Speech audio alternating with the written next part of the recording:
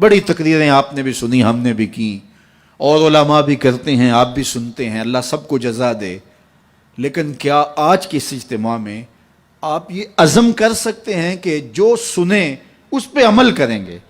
جو چیز سمجھ میں آ گئی کہ یہ درست ہے، یہ بالکل سچی بات ہے، تو پھر ہم عمل سے کوتاہی کیوں کریں؟ میاں اتنا سن لیں نا جتنا عمل کر لیں۔ وہ ہمارے بزرگ ایک کہانی سنایا کرتے تھے کہ ایک سادہ سا دیہاتی آدمی تھا، تو اس کو کسی نے کہا کہ مولانا آ رہے ہیں تو وہ واز کریں گے، تو آپ میرے ساتھ سننے کے لیے جائیں۔ تو انہوں نے کہا ٹھیک ہے میں چلتا ہوں۔ تو مولانا نے واز کیا کہ حضور نے فرمایا استنزہوا عن البول فإن عامۃ عذاب القبر منہ، کہ پیشاب کے چھینٹوں سے بچا کرو کیونکہ قبر کا عمومی طور پہ عذاب اسی سے ہوتا ہے۔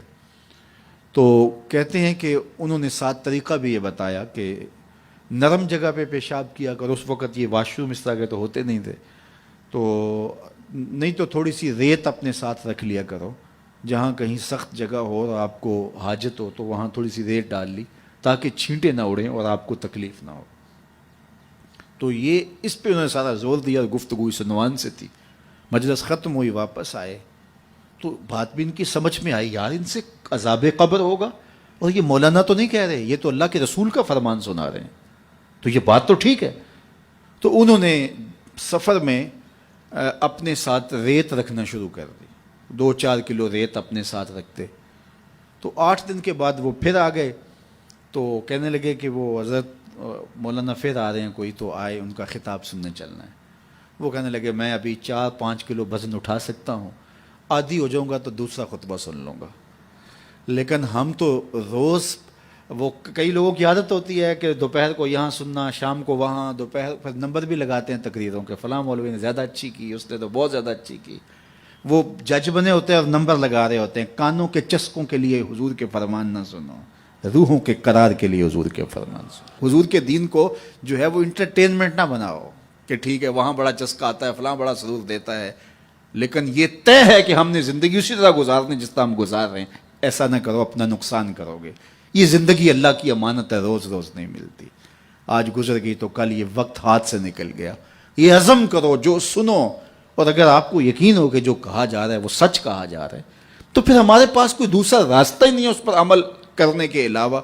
تو آج کی اس مجلس میں اگر ہم صرف اسی بات کو طے کر لیں کہ آج کے بعد جھوٹ نہیں بولیں گے، ٹینشن ختم ہو جائے گی، اندر کی بے قراریاں ختم ہو جائیں گی، روحوں کو قرار آنا شروع ہو جائے گا، باطن کو اجالے نصیب ہو جائیں گے۔ تو یہ میرے حضور کا کردار ہے کہ میرے حضور صادق بھی تھے، میرے حضور امین بھی تھے۔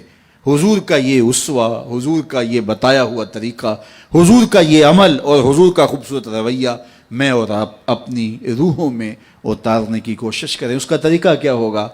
آج ہی سونے سے قبل 5 سے 7 منٹ کے لیے، ویسے بھی سونے کے وقت بندہ کچھ نہ کچھ سوچ رہا ہوتا ہے، تو 5 منٹ کے لیے سوچیں آج سارے دن میں نے کوئی جھوٹ تو نہیں بولا، اور آپ دیکھیں 1 2 3 4 5 اتنے جھوٹ میری زبان سے نکل گئے، تو یہ تو بہت نقصان ہو گیا۔ چلو کل کا دن انشاءاللہ احتیاط سے گزاروں گا۔ تو کل سونے سے قبل پھر دوبارہ شام کو اپنا محاسبہ کریں اور دیکھیں کہ آج تو ہم نے جھوٹ نہیں بولا، اور اگر آپ نیچے آ رہے ہیں تو اللہ کا شکر ادا کریں۔ پھر اگلا دن، چوتھے دن، 5ویں دن، 6ٹھے دن آپ جب سوئیں گے تو آج سارا دن اللہ کا شکر ہے مزاح سے بھی جھوٹ نہیں بولا، پھر 2 نفل ضرور پڑھنا، 2 نوافل شکرانے کے ادا کرنا۔ مالک شکر ہے میری زبان جھوٹ کی ناپاکی سے دور رہی اور میری زبان پہ آج سچ ہی جاری ہوا، اور پھر جو ہے وہ اس کو برقرار رکھنے کی کوشش کریں اور اپنا محاسبہ روز کرتے رہیں۔ چند دن کے بعد آپ دیکھنا کہ زندگی گزارنے کا نشہ آنے لگ جائے گا۔